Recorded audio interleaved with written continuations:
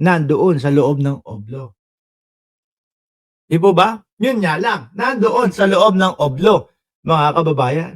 Tsaka ano sir, tuloy-tuloy lang po kayo. No? Huwag kayong magpa-intimidate sa mga yan. Kasi kapag ka nagpa-intimidate kayo, nako, walang mangyayari. No?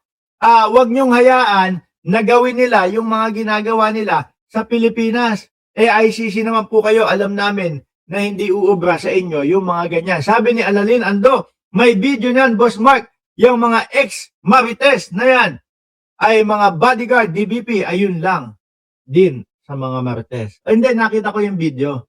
No? Kaya nga sinasabi ko dito, mga kababayan, nakita ko yung video, hindi lang ako sure, pero kamukha nung isa. Pero hindi ako 100% na siya ngayon. Hawig o kamukha. No? Ngayon ho, mukhang bumibigay na si Koopman. At mukhang bumibigay na din ang dating Pangulong Duterte. Sabi ho dito, Duterte has accepted his fate. Koopman. So, ibig sabihin mga kababayan, bukas sa loob na ni dating Pangulong Duterte na aabot ng 10 taon din yung hearing na yan. Naaabot siya ng 10 taon doon sa loob ng ICC. Di ba? Ibig sabihin din mga boss chief mo, sir, na kapag ka siya ay guilty, bukas na sa kanyang loob na doon na siya mamamatay kapag ka sakaling siya ay guilty. Hindi! Huwag kayong magagalit sa akin, mga DDS. No? Ang dating Pangulo, 80 o 81 anyos na. Ang buhay ng tao, siguro buenas ka na kapag ka naka-100 ka 90, maaari, no? May mga umaabot dan, pero hindi lahat.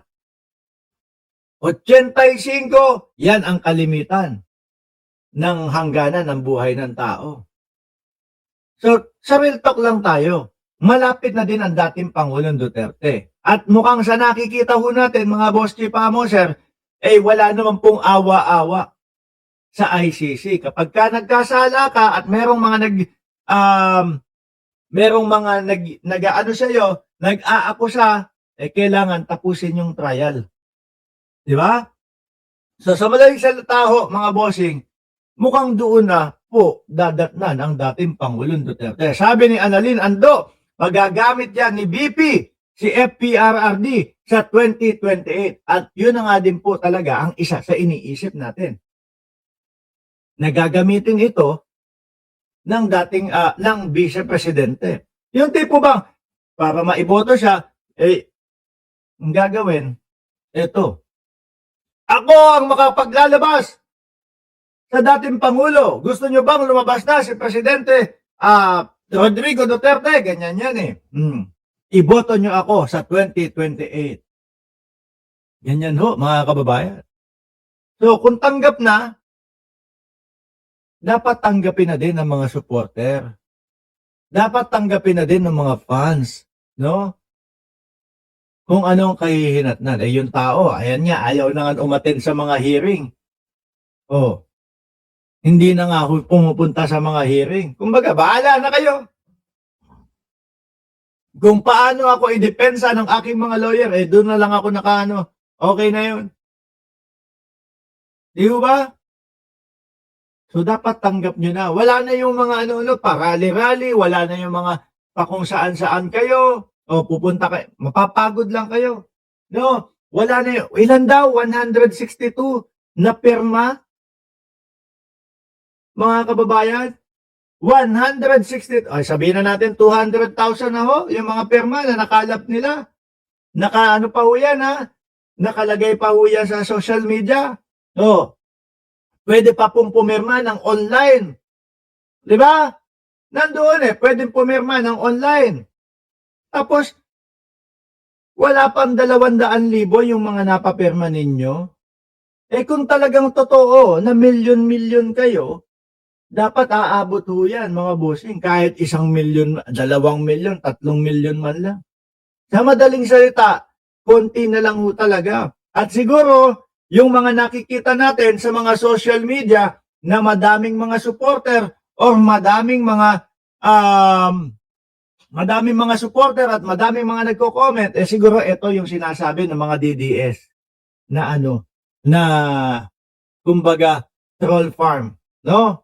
Na 100 daw, sino ba may sabi nun? Yung ngongo? 100 na accounts, 5 tao lang ang nagmamanage daw ho, mga kababayan. Siguro, ganun na lang talaga. Diba? Ang hirap ng paniwalaan ng sinasabi nila na 32 million, ang kakapal ng mukha ho, mga bossing. Nasabihin, 32 million, kasama pa tayo dyan sa 32 million na yan tigilan na nila yon. Wala na sila. Ubus na ho, mga bossing. At eto, yung mga pagbabanta nila, actually, sasabihin pa sa akin, Mark Ramos, langya ka. Kapag ka nanalo si Sara Duterte sa 2028, saan ka magtatago?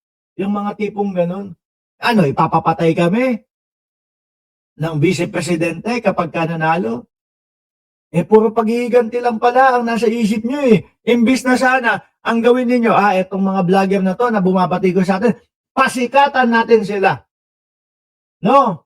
Pakita natin yung tunay na pagiging presidente at ito ang mga programa ng vice-presidente. Baka magbago pa isip namin. Siyempre kami naman, mga kababayan, nakapokus kami doon sa ikauunlad ng ating bayan.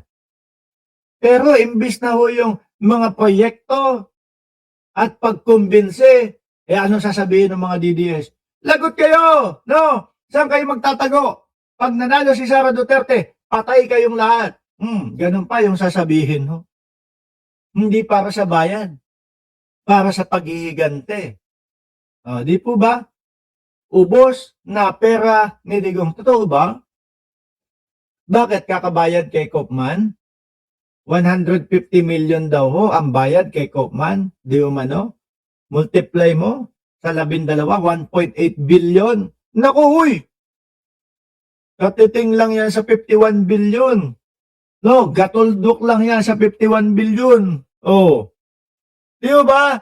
Ngayon naman mga bossing, dahil eto nga po, tapos na yung confirmation of charges ni dating Pangulong Duterte, ngayon po, alamin naman natin. Ano po ba ang nararamdaman ni General Torre, patungkol po dito sa pagkatapos ng confirmation of charges ni dating Pangulong Duterte. Naku, talagang nung panahon ni General Torre, ang dami pong bisit na bisit